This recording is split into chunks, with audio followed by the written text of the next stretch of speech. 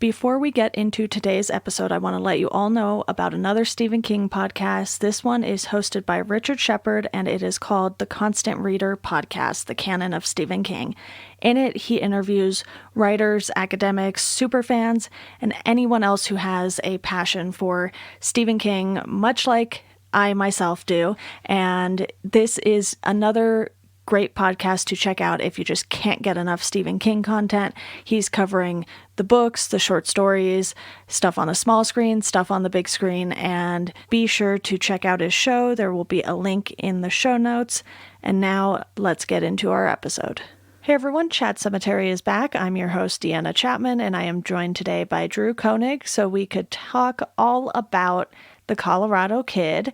It is a short book, which we love. It was very breezy. Which was a treat after finishing 3 Dark Tower books back to back to back for me. I can only imagine. Literally, I can only imagine. It's a very different kind of book, too, because this is one of the hard case crime books, which is a series of crime novels written by all sorts of different people. It seems to be mostly male authors, though. Yeah, just reading this, that would seem to track. Yeah, and he has another hard case crime book in Joyland, which I will be getting to at some point in the near future. And he recently announced another one that is coming out in 2021 called Later. And so it's obviously a genre that he's open to writing in. And I think just how different that was compared to The Dark Tower and even things like It or something like that was a little bit of a break from all of these horror fantasy type of novels, which was a very interesting thing to read, like I said, right after Dark Tower. Yeah, and it's also kind of like a prelude to like more of the writing that he would later do. Yeah. With like Mr. Mercedes or whatever. That like, whole trilogy, just yeah. clearly like a primer for him, you know? Yeah, so let's dive into the story because with this being much shorter, he did manage to pack quite a bit into it because we're basically getting a look into the lives of the news staff at the Weekly Islander, and we do wind up having a connection to Secret Windows, Secret Garden because there's an unsolved church picnic poisoning, and it happens at Tashmore Lake, which is where Mort Rainey killed his wife in that short story novella, whichever it is classified as. Right. What did you think of the idea of just sort of following around this news staff and looking at crime through that kind of lens? Well, I think stylistically it's an interesting choice because like we've read a few short Stephen King stories at this point, and it's not something that he typically does. Like it kind of reminds me of, and I forget the name of it, but the one with the newspaper guy who's telling everyone a story at the dinner party from one of the yes, I know which one you're talking about. Don't ask me what the name of it is. But it kind of reminds me of that, of like one or two guys just sitting around telling a story about this really weird thing that happened, you know? So it kind of has that approach to it, but it's not something that Stephen King does a lot just because there's a kind of time limit on like how long you, the reader, will like tolerate that kind of story, you know? Because it's a very specific thing. And like I said, there's only so long that something like that can go on for. You know, when Stephen King does like his 500 page books, like that is not something that he can do very easily. But here, when it's, you know, I don't know how many pages this was because I listened to this as an audiobook and it was 3 hours and change. But like that's a very bite-sized thing. It was like 170, 80 pages, something like that. Okay, yeah, that's about what I thought it would end up being. It's A, and it's an interesting choice, and B, it's almost like a fascinating like writing exercise. Yeah, because he basically takes these 2 old timers in the journalism news world, and they are teaching Stephanie McCann, who is the intern, about, you know, kind of how they used to do things and what it takes to be a good news editor and reporter, and you have the fact that the editor's name is Dave Bowie, I would imagine there's no way that's not a nod to David Bowie and the founder, Vince Teague. So these two guys have been in it for so long that it really feels like they just want to, at this point, be able to share their experiences. And, you know, they never really talk down to Stephanie in a way that you would expect. Instead, they're kind of like, you got this, you can sort of piece this together. And they're more encouraging than anything else, it seems. Yeah. And I think it's a good dynamic throughout this, because there's a very easy thing to see here of like how this could turn into something that is a lot more gross, I guess, because like this is like two very old or older white guys spending a lot of time with like a very young woman, you know? And so like it's easy to see how this could easily turn into something that is a lot more sinister. Throughout it, it's a very nice like mentor-mentee relationship of just like, here's this thing, I want you to get this, you know? Like I want you to understand what I'm trying to teach you right now. And I want to give you like pieces that you can use later. Yeah, and where you get the sort of Stephen King kind of twist is when she asks about unexplained mysteries. And I think that's what makes this a fun read too, because then you have these guys telling her about teenagers stumbling across a body in 1980, and the guy becomes known as the Colorado Kid, and they eventually track down his name and find out where in Colorado he's from, and it makes absolutely no sense why he went from Colorado to Maine and ended up dead.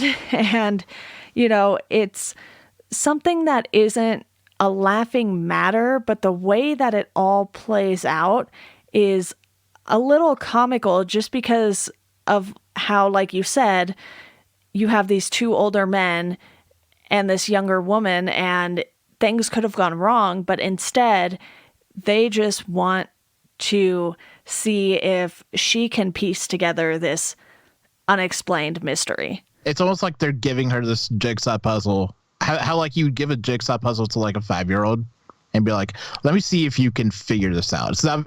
It's kind of complicated, but I'm gonna see if you can figure this out right now. And just see where you are as like an individual. Yeah, and I think that's sort of a fun way to give us a mystery too, because we aren't really reading about the mystery unfolding in real time. Instead, it's been sitting for 25 years because this book came out in 2005, and it does take place in 2005 based on that timeline of it being sort of this cold case for 25 years. And I felt like that was a good mystery to pick as well, because I'm sure there are plenty of weird things that these two men have seen in their time as news reporters and editors. And the way that this one unfolds, you're trying to figure out as they go too, because even though they know the whole story, the way it plays out and the way they're feeding the information to Stephanie is the same way you get all of the same information. There's no extra narrative that tells you everything before or during the men telling the story. Right. Yeah. Well, one of the things I thought was interesting about this was like, this is kind of like Stephen King's ode for like a person who has written about like the spooky and the terrifying for like decades. This is like his ode to just like the weird thing that you're never going to solve. Those little weird things in your life that you go, that's weird, I don't know what that was. And just kind of letting that be and just letting the weirdness of that thing exist without necessarily the need to solve it, mixed with like a very pulpy sensibility. Like it's this kind of love letter to both of those things of like the weird and the kind of noir investigative types of stories. Right. What do you think of the idea that these two men are the last two who knew the entire story before they told Stephanie? That makes it like a really interesting thing of like a legacy. Especially when this is set in 2005 with the setting of in a newspaper. this is still true today, and it was true in 2005 of the declining state of like the print newspaper and the newspaper of like how we knew it at the turn of the century and around that time, and how it was dying out and how it was changing really dramatically. And to have these two older men still be on the cusp of that and be sort of the last of that kind of generation and of that kind of writing and reporting style and the way that they knew it. And it's a world that's gone, and it pairs nicely with the mystery they're trying to tell her of like, they're both these things that they are trying to pass on to her. And so like them being like the last vanguards, I think works really well. I agree. Did you find yourself trying to figure out the mystery while they were running through the whole thing? No, I was kind of just with it, you know? Okay. There were times where I kind of got myself swept up in it, and I had to like go back and be like, okay, I missed things here, you know? Because like it just kind of snowballs on itself the way that a mystery like this does, where like the enjoyment of it is to experience like the twists and the turns, you know, and the little weird digressions that happen. And like that's where like a lot of the value comes. See, I found myself trying to figure it out because he was last seen alive, and in a time period of 5 hours, he ended up in Maine, a beach on a Maine island, in fact. So he had to get to Maine, get to, you know, a ferry or whatever, a bridge to get to this island, and winds up on the beach. And it seems like nobody saw him. And 5 hours, if the last place he had been seen was in Colorado, it's like, okay, sure, you can make the flight in less than 5 hours, because I'm from California and I went to school in Philadelphia. So let's just call that roughly the same distance, because the East Coast is jam-packed in there. I don't really know what the mileage is from Colorado to Maine, but I imagine it's somewhat close to what I was doing when I was going back and forth from Orange County to Philadelphia. But some of the flights would only be 4.5 hours. Some would be like 6 hours. So it definitely varies. But let's just say he somehow got there in a 4.5 hour flight. And back in the 80s, you didn't really have much airport security. Right. So you don't have to worry about it taking forever to get out of the airport, most likely. It's possible, but very, very strange. Right. Yeah. And for me, that I think that mattered a lot less, because setting this up as something that is unexplained makes it so that like the answer is less important than like the journey of it, you know? Oh, absolutely. I think I just wanted to see if there was something that maybe he left for the readers to pick up on, but maybe Stephanie wasn't going to pick up on, right. And it would be a little less unexplained. But that was not the case, and I think that is perfectly fine. You know, I've talked numerous times about how King doesn't always end his books very well, but I think because he set the expectation that this mystery would not get solved by the end of the book by any means, you're okay with that when you hit that last section of the book. Yeah. I'm really familiar, just for like the record, I'm really familiar with like trying to piece something out of nothing. Like I watched Lost for 6 years, trying to make something out of everything. And sometimes there's just nothing. And I've gotten a lot more comfortable with that as I've gotten older. I'm 2 seasons in on Lost. I started watching it finally. I have so many things to say right now, but I'm just going to leave it. I'm so happy for you right now. Let me ask you a question. Did you have any kind of thing, like relationship with Colorado Kid before you started this? I didn't even know what it was about. I assumed Colorado would come into play at some point. And so when it started and it was like this hotshot guy from the Boston Globe coming down and they were getting lunch and all of this stuff, I was like, oh, I think this is going to be a very different story than what I expected. And I was expecting something along the lines of, I don't know, maybe this was like a grittier version of an Agatha Christie mystery or something, and that's Right. what kind of like the hard case crime books are. I have never read any of the other hard case crime books either, so I didn't know what to expect from the series in general. Yeah, I haven't read them either. So I had as much expectation in that department as you did. Right. Have you watched Haven, though? I have. So Okay. let me tell you about Haven real quick. Let me make a quick note about Haven, though, because it was on the spreadsheet. And then the more I thought about it, I was like, it's very loosely based on this book. And so I ended up taking it off for now. I may change my mind, but I probably won't. So there's just a disclaimer there for you and everyone listening. Right. Haven. So Haven, like you said, is loosely based on the Colorado Kid. And it features David Vince, except they are brothers in the TV show, which I don't think they are in this story. I don't think so. Yeah, so it's a very dumb but very enjoyable low-budget sci-fi show. It follows this FBI agent going to a sleepy town in Maine.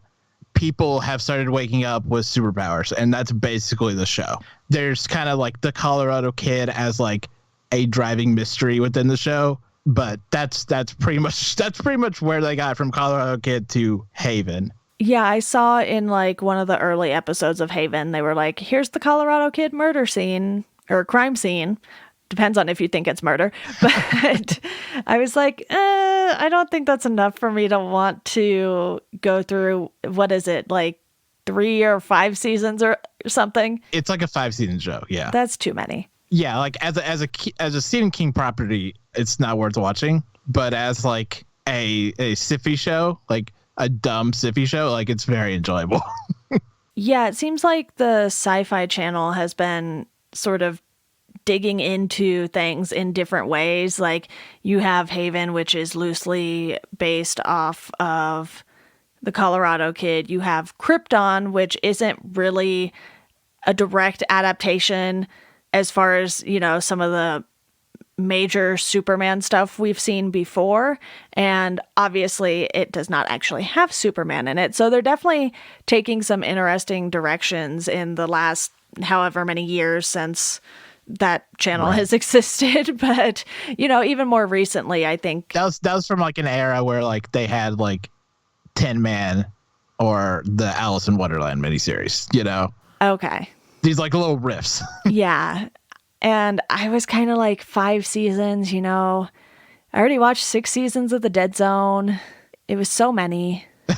So I didn't want to do that to myself because I have Under the Dome coming up, which is a very long book and a 3-season TV series as well. And as you know, Drew, I am going to be going season by season for the more recent stuff because I think that will make more sense. And with something like Haven, I wouldn't want to go season by season. It's like maybe what I'll do is I'll do like a bonus episode if I get around to watching it and just talk briefly about how it even connects, or just watch that one episode where it connects it and that's it. Yeah. I like Haven. I've been watching a little bit of it recently. Everything I see still stands. It's very dumb and very enjoyable. Yeah. Well, I am glad for now that I have taken it off the spreadsheet, and I am pleasantly surprised with how much I enjoyed The Colorado Kid because it was interesting to me that this was one of his books that's never been released in hardcover. So you have this and Cycle of the Werewolf, which were the only 2 Stephen King novels to be published in paperback once. So I feel like this one might be a little harder to find at times. I'm not 100% sure on that. Let's check Amazon or Bookshop here. It's definitely one that I think people don't talk about as much. Would you agree with that? Ironically, not outside of like if anybody mentions like Haven, you know, and mostly those are like it's a very niche conversation. Yeah, well, it looks like they actually have a new edition available on Amazon, and it is illustrated. I'm a little jealous. I don't have that one. Interesting. Yeah, so it's one that has fewer printings, I would say, than a lot of his other books, because so many of his other books are like available every time there's an adaptation. So you probably have multiple Pet Sematary and It covers, for example, and you have those books in particular that come out in so many different languages. I can't imagine The Colorado Kid would have been one of those. No, I can't say that. I can imagine that either. Yeah, and with it being hard case crime, it's a different situation for King too, because he is publishing under this very specific series, so he might not have as much control as to how the copies are released either. Yeah, it seems like it's almost like when Stephen King would like publish in like a magazine, which he just did recently, if I'm not mistaken. He had a story in Esquire, I believe. I didn't see that. What was the story? Let me see if I can find it. Someone messaged me and told me about it. It was Mike Flaz, who has been on the podcast. It is in Esquire. Well, it's cool in either case, because that's not a thing that happens frequently anymore for anyone, I would say. Yeah, it really seems like magazines don't necessarily have like the money to be doing those things. Yeah. But it's a weird time all around, so who knows? So, seems like a lot of things are strange right now. Why should this be different? Oh, absolutely. And I cannot find the title of the story because Esquire's website probably does not have it on there, I would imagine. Oh, yeah. Or it's paywalled. Yeah. Websites are doing that a lot lately, but I will find out and I will put it in the show notes, at least the title of it, if I can find it. And I think The Colorado Kid was a nice breather because now I am going into Cell, and it's one of his books that not a lot of people like, but yeah, that'll be fun.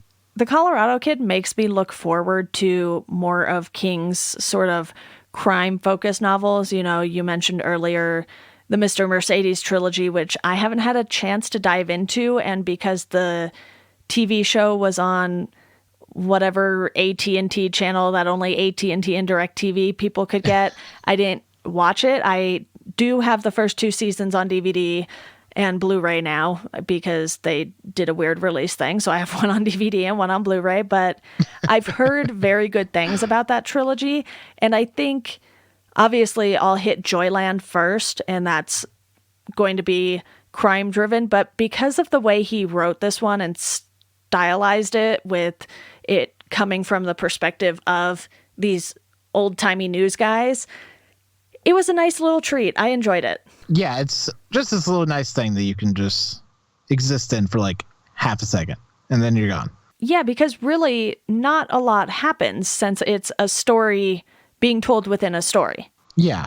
Which is good that it was under 200 pages, because I think if it would have gone on too much longer, Stephen King might not have been able to keep the reader's attention quite as long. He, does just enough at the beginning so that you aren't diving right into the story.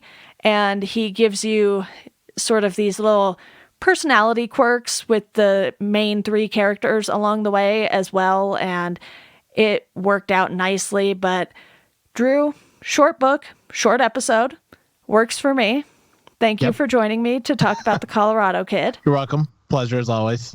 I'm sure you will be back on either this podcast or my podcast, Welcome to Geekdom, at some point for something. I would have to consult spreadsheets to know what and when, but I'm certain. I look forward to talking to you again soon. Me too. All right, that does it for this episode of Chat Sematary. You can support the podcast on Patreon for $1 a month. You'll get a thank you on the show. For $2 a month, I will send you a Chat Sematary sticker.